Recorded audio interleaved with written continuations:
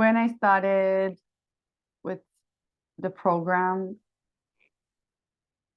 I was just very eager to be able to use, oh yeah, I remember now. More like being able to use what I had. I feel like I had a lot of um accumulated knowledge and they could not translate to my voice. I could understand most of it. I think my understanding got even better since I started the program, but I could just not use what I had, and I'm still in the process. So even though for a lot of people, I think 5 months would feel like it's a lot, I think this type of language work takes just longer in general. But What I did you think want to achieve? Yeah, I think that's want? what I'm saying. I think I just like I was not able to use what I had. I was talking to Jaffe yesterday, and I was just telling her how I feel like I had a lot of words, but I didn't know, and then I know a lot of sentence structure, but I never knew really how to express myself. It's I know it sounds weird, but not in a grammatical way. It's just the way you speak, the way that you sound fluid, like the way that people say story that sounds smooth and natural versus just saying sentences in a more factual way. I don't know how else, it's weird to say. It's a very conceptual, I think. It makes a lot of sense. And it's, I would say it's not uncommon that people feel that way. Because you can absorb so many words, but if you don't know how to use them, then that makes you feel a bit stuck often. So before we go into what changed, what had you done to try and become more fluent so you could speak more fluently? So much. And I still think that some of the things I used to do is still very helpful. But it's also similar things than the program has been doing. But what did I do? I took so many classes. I had a lot of one-on-ones, which always helped me, I think, to help with context. I think that's something that is still, I cannot like undervalue, like I cannot emphasize how much that has helped me even into the current program. But I feel like everything that people can think of, I feel like I tried. I shadowed, doing cursing, I did pronunciation intense training, I did group classes, conversation classes, going to meet up, I did one-on-ones. I watch TV, I read, I listen to podcasts. I try to talk to myself. This is something I had a lot of difficulty doing, and I realized lately it's hard. It's easier, and I think that's something maybe Xiaogua's Jaffe's like program helped. Having maybe my more internal dialogue going on. That's never something I was able to do. Gotcha. Yeah, so basically it sounds like you had tried a lot of stuff and it gotten you some results, which is also great. Like, of course, if you just keep on doing that. But so what was the thing that maybe stood out to you and like really gave you the next edge? What do you say? I think the program helps a lot. So I think in our native languages, since we were born, we started to think in this language.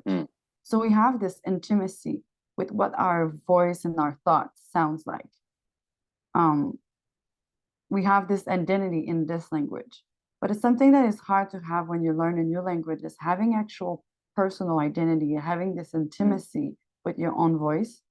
And the fact that Jaffe's encourages us to, with the shadow boxing, for example, even though it's hard to record and then write down what you've done, even if you just try a few times to do it, you get more and more accustomed to your internal voice.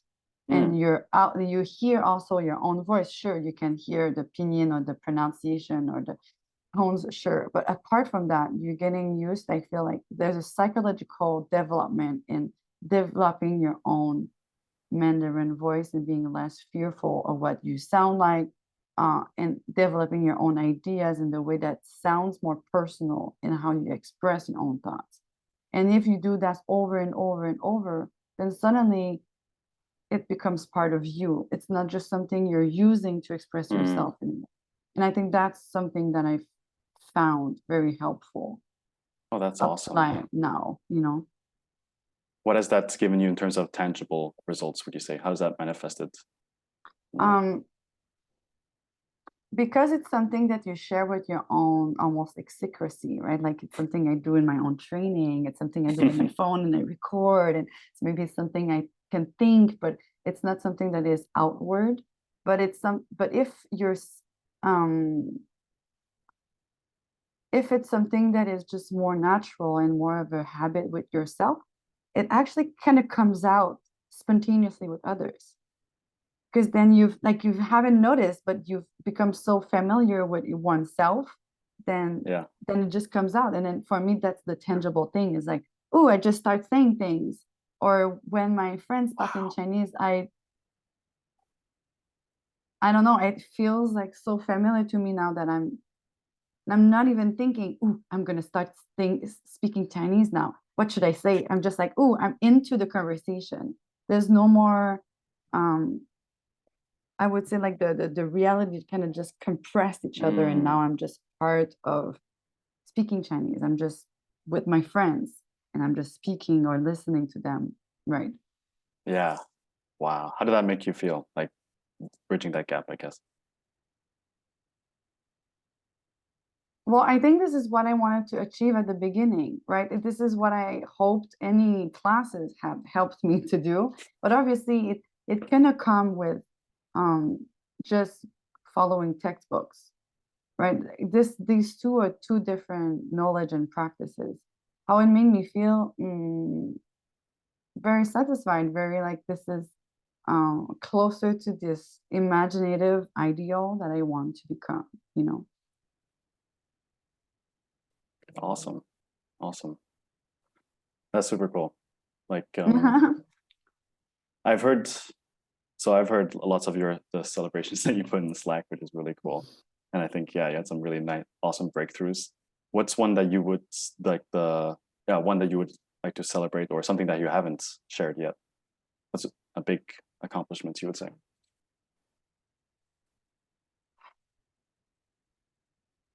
I think my biggest um for me, my mindset was a big challenge. It's Mm, something that we discovered throughout the program. Um, and I don't think I was thoroughly aware of how mm, much of an issue it was in um, blocking me from going out and speak with people. mm, We realized that I was maybe a little, I don't know if it's thoroughly just about perfectionism, but I think I was really fearful in, in the clarity of what I would say. And then it would stop me. It still slows me down in the fluidity aspect of my language, but you know, it's a sacrifice I want to make for the sake of clarity. But mm. once it's intentional, then it's fine. You know, you don't see it as a weakness anymore. Of So course. I think with Jeffrey, like being able to address the mindset, and it was difficult for both of us, I feel like, right? Like it's not easy for nobody to be able to understand how someone's work and where they Mm, come from and how their fear stops them. But having a safe space with somebody else who cares just as much as you about the language, like I don't have this chance to be able to do that with any other teacher. Like I had amazing one-on-one teachers, but I don't know if they can support the growth of a mm. student, right? Or have the curiosity to at least ask themselves questions with the students. We don't need necessarily answer or things to do about it, but at least if you have a space to just make it known and being witnessed, I think that helps the growth a lot. So I think being able to share that with Jaffe and the program, I think has helped me a lot overcome that. And now I'm much more or less fearful during the Christmas time. My husband's travel from Taiwan is the first time we saw him since the pandemic, so for 3 years. And I told myself I will not speak English at all. Okay. Because this was a mindset challenge. I was like, I want to show myself that I can do this. I want to stop this inner voice telling me I will never be able to do blah, blah, blah, blah, blah. And even though you don't go and have like philosophical question with the father-in-law, I was still able to have an amazing day, 10 days with him. And sometimes my brain was tired, but I pushed myself to continue. And it worked. And I was like, oh, I can do this. And then I went back to work, or I went back to my normal life saying, okay, I did this. What's next? Because then when you do something really hard, it reshifts the risk that you're taking in your life. So then if I took the risk to speak 10 days with my father-in-law in Chinese, then how is it hard to order a meal then?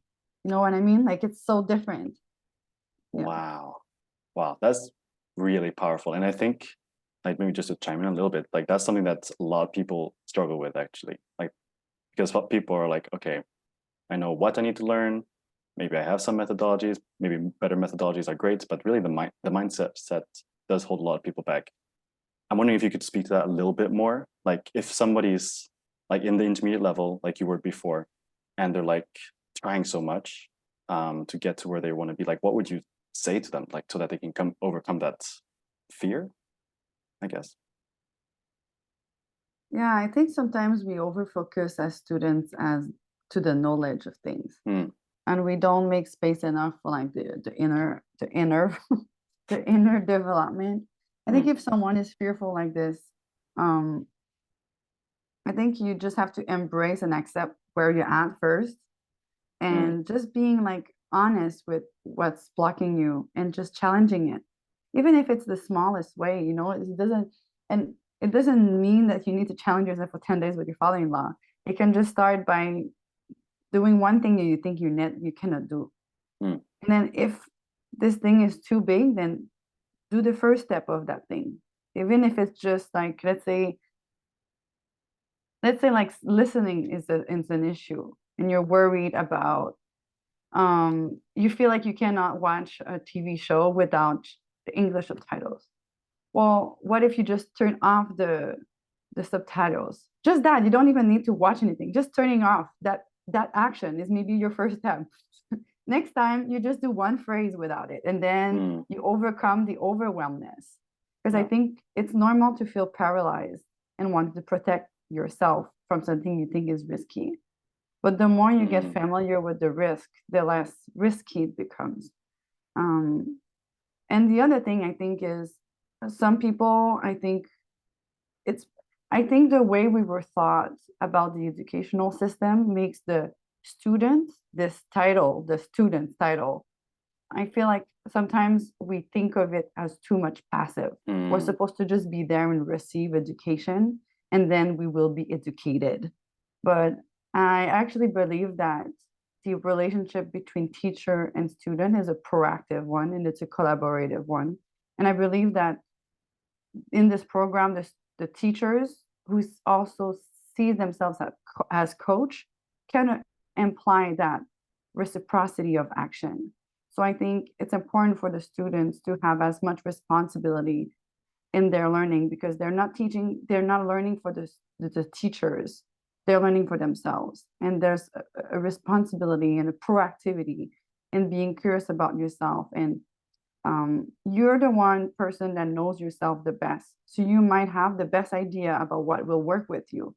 And you might just need someone to share this idea with and have a support system.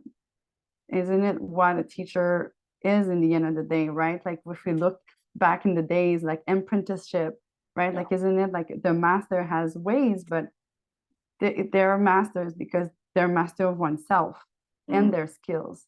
So I think there's a curiosity mindset and a proactivity that is maybe very meaningful in becoming more advanced learners. Wow. Yeah. Sorry. 100%. I feel like I just went on to like I feel like I've thought a lot about this, and I'm really glad it's recorded, because maybe I need to listen back to my own thoughts, because I feel like I've been thinking about that. I feel like this is going to help a lot of people, like, because it's not what's often talked about in language learning in general, or in education. So Mm, yeah, I appreciate you sharing that a lot. yeah, no problem. To be specific with someone who's like maybe considering joining or jumping in with learning with Xiaogua Chinese, what would you tell that person who's like on the fence?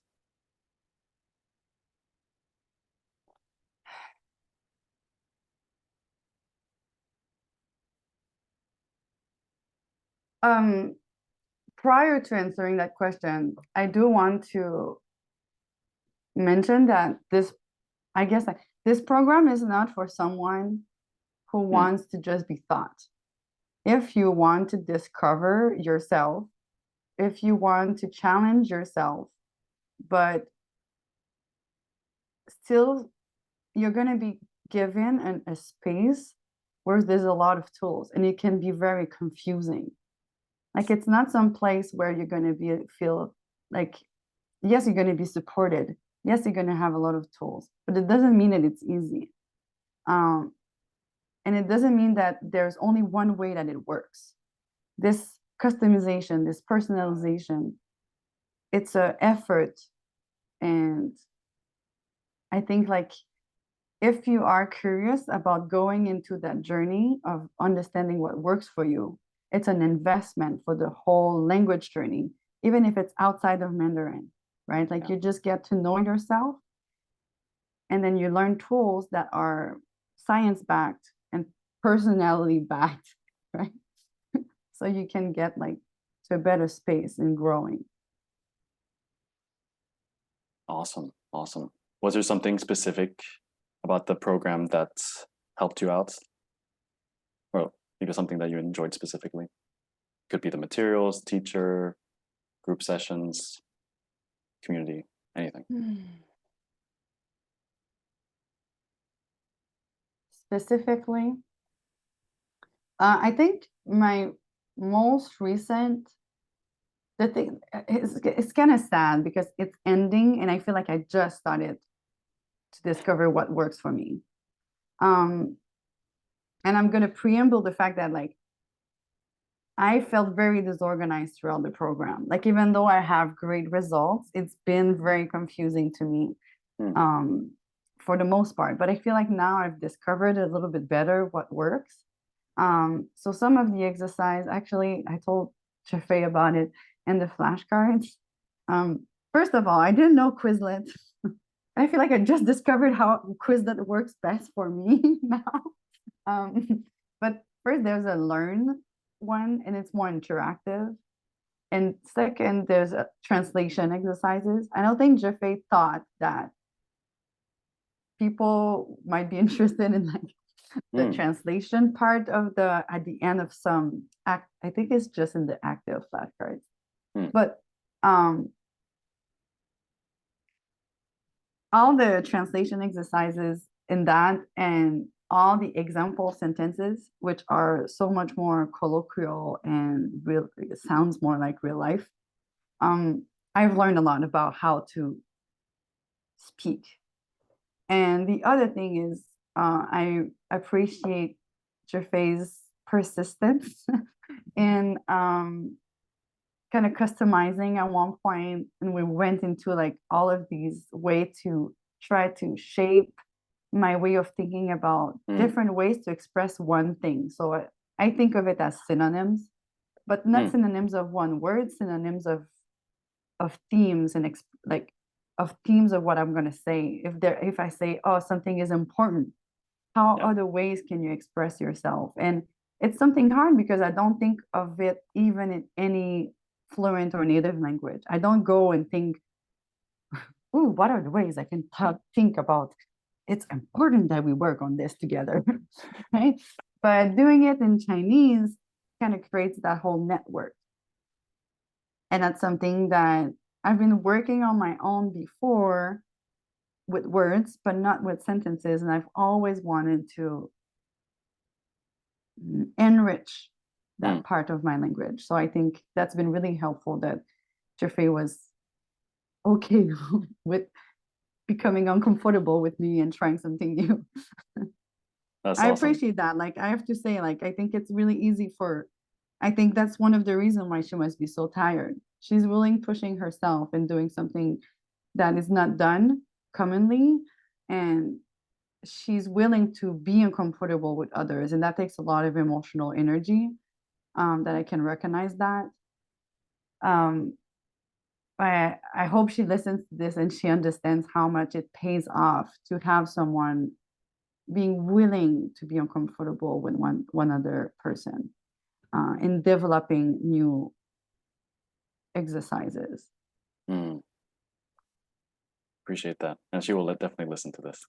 The more I talk, the more I'm like, I want to be here for another 5 months, please. Don't let it end. Yeah, me too. Me too. I love your journey. It sounds like you had some big breakthroughs. That's all of my main questions. If you are open to it, if there's anything else that comes to mind that you would want to share, would you be willing to share that in Chinese? Like saying something that maybe you weren't able to say before, now in Chinese. I will not understand because my Chinese is not up to that level yet. You're crazy. I'm sure But you're great. but something that will like, um, yeah, I guess because you're using it in your daily life almost now. Right. yeah, almost. I listen still more than I talk. Um, but like I don't know what you want me to say, just like what I've learned. Yeah, maybe imagining a scenario, you could imagine shadow boxing, a scenario that you would be a little bit stuck on before, now is more comfortable. What just came to mind was that you were using it in your daily life. So how would you express yourself in one of those scenarios in Chinese?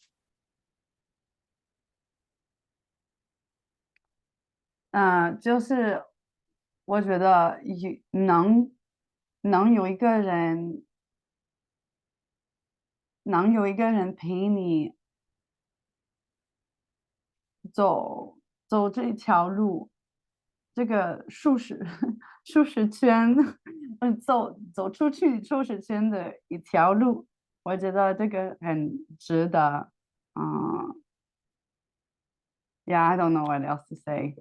I feel like I would need to think about it. In particular, because it's a surprise. Like I don't do very well Yeah, when I yeah, yeah. think people will hear me, or um like with Jeffrey, we always talk how I do probably worse in class than I do in real life, just because I know that she has authority. Um, but yeah, No, I think, sorry, have I you? cannot be a I No, cannot it's be fine. a good model. I like your accent though. I think that sounds very authentic.